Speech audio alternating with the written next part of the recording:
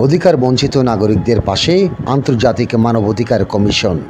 আইনের সুশাসন, গণতন্ত্র ও মানবাধিকার প্রতিষ্ঠার সংগ্রামী আন্তর্জাতিক মানবাধিকার কমিশন।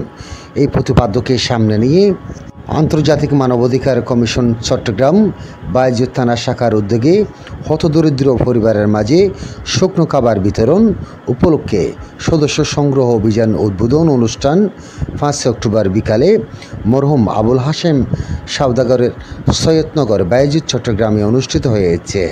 মোহাম্মদ জামাল, সমন্বয়ক, বায়েজিদ থানা শাখা, IHRC সভাপতিত্বে অনুষ্ঠানে প্রধান অতিথি ছিলেন MA হাশেম রাজু, প্রেসিডেন্ট আন্তর্জাতিক মানবাধিকার কমিশন বাংলাদেশ চ্যাপ্টার। প্রধান বক্তা ছিলেন বিপ্লব পার্থু, পরিচালক মিডিয়া অ্যান্ড ইনফরমেশন IHRC। উদ্বোধক ছিলেন তাহের আক্তার শারমিন, আহ্বায়ক IHRC চট্টগ্রাম জেলা শাখা। বিশেষ বক্তা ছিলেন মোহাম্মদ মাইনুদ্দিন আহমেদ, দপ্তর সম্পাদক IHRC, মোহাম্মদ আকবর আলী, অ্যাডভোকেট যুগ্ম সমন্বয়ক চট্টগ্রাম জেলা আইন সহায়তা সেল IHRC, মোহাম্মদ সেলিম কাউসার, সদস্য IHRC বাংলাদেশ চ্যাপ্টার। অনুষ্ঠান শেষে হতদরিদ্র পরিবারের মাঝে শুকনো খাবার বিতরণ ও আশেকানে আউলিয়া ডিগ্রি কলেজ পরিদর্শন করেন। তথ্য ভিডিওটি পাঠিয়েছেন চট্টগ্রাম থেকে সাংবাদিক জাবেদ রকি। সুন্দর সমাজ বিনির্মাণ করতে পারব এবং আরো আমাদের উপদেষ্টা, আমাদের প্রধান অতিথি সাহেব আছে, ওনার মুখ থেকে আরো কিছু সুন্দর সুন্দর আমরা বক্তব্য আশা করব।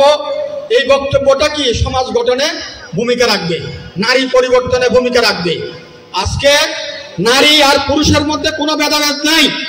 আজকের উপস্থিতিতে সেটা প্রমাণ করে নারীরা অনেক এগিয়ে গেছে, কারণ এই উপস্থিতি সেটাই প্রমাণ করছে। সেই জন্য আপনারা ঘরে বসে থাকবেন না, আপনারা হাতের কিছু কিছু কাজকর্ম করবেন, ছেলে মেয়েদের পড়ালেখার পাশাপাশি টেকনিক্যাল কাজকর্ম শিখাবেন, তাহলে ছেলে মেয়েরা আর বেকার থাকবে না। পরিশেষে সবার উত্তর উন্নতি কামনা করে এই আশাকানে ডিগ্রি কলেজের আগামী দিনে যাতে একটা রোল মডেল হয়, এই কলেজ থেকে গোল্ডেন পেতে হবে, প্রায় ছেলে মেয়েরা গোল্ডেন পাবে ইনশাল্লাহ, এই আশাবাদ ব্যক্ত করে সবাইকে ধন্যবাদ জানিয়ে আমার বক্তব্য এখানে শেষ করছি। ধন্যবাদ সবাইকে।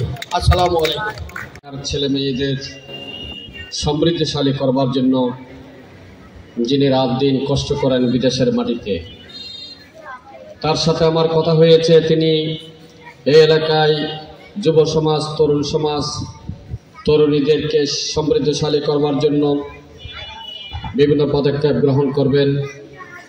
আমি অত্যন্ত আশাবাদী যে ওনার নেতৃত্বে, জামালের নেতৃত্বে আমরা এখানে কিছু প্রজেক্ট নেব ছোট ছোট, যাতে আমার মা বোনেরা বেকার না থাকে, যাতে আমাদের মা বোনেরা আগামী সংসার জীবনে যাতে সমৃদ্ধশালী হয়, সংসার জীবনে যাতে অভাব অনটন না থাকে।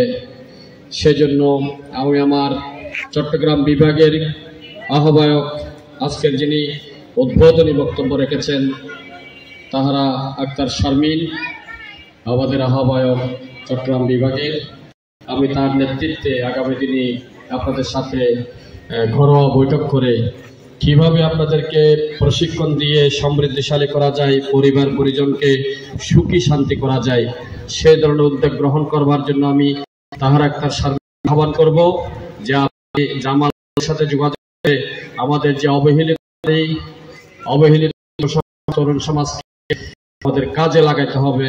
আমাদের কাজে লাগাতে হলে তাদেরকে প্রশিক্ষণ দিতে হবে, তাদেরকে নার্সিং করতে হবে, কাউন্সিলিং করতে হবে।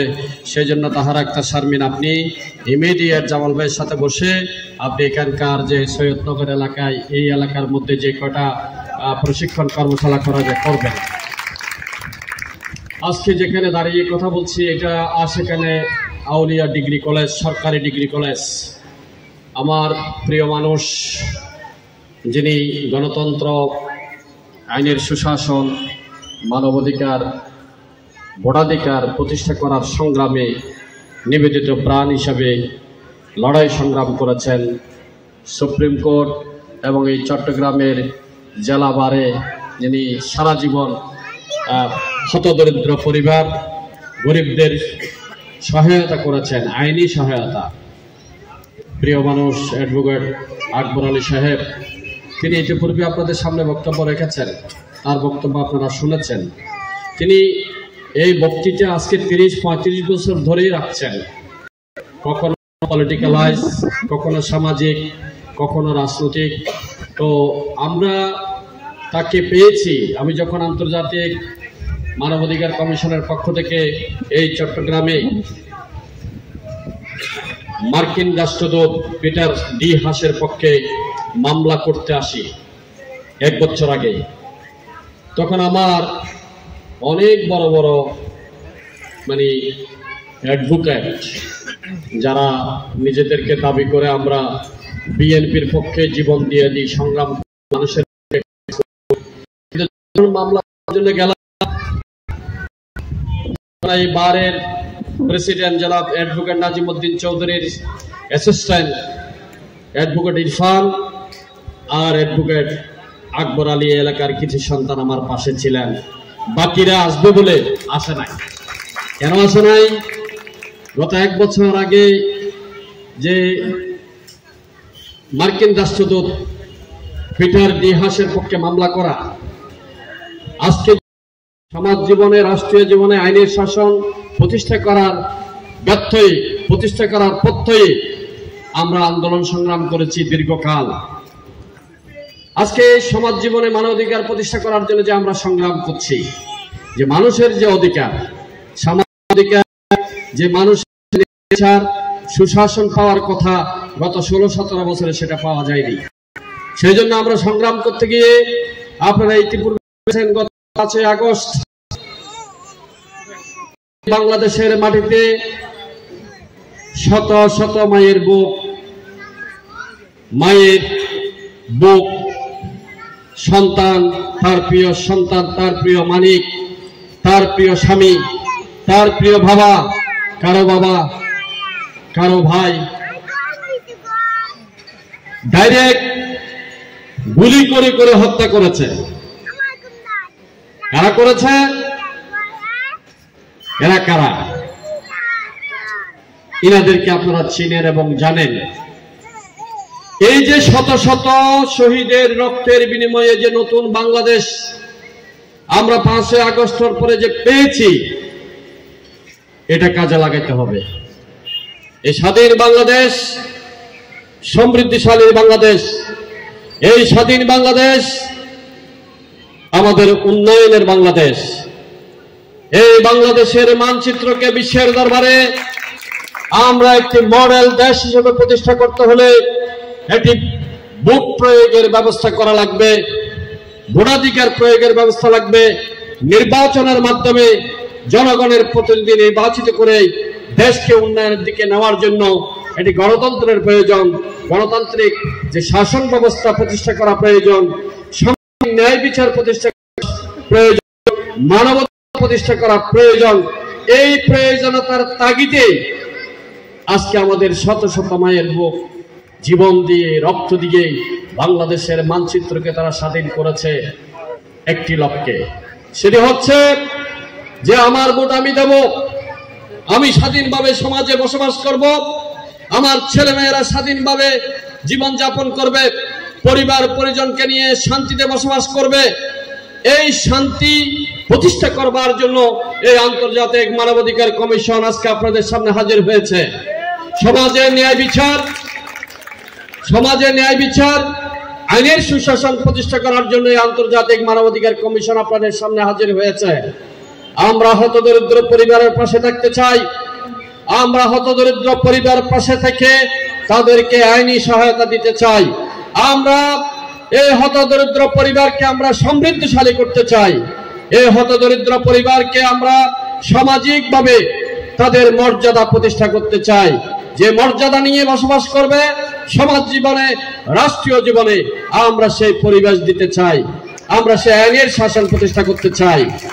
আন্তর্জাতিক মানবাধিকার কমিশন গত 1 বছর আগে আজকে যিনি এই অন্তর্বর্তীকালীন সরকারের প্রধান হয়েছেন, তাকে পদ্মা ব্রিজ থেকে ঠুস করে ফেলে দেওয়ার ঘোষণা দিয়েছেন।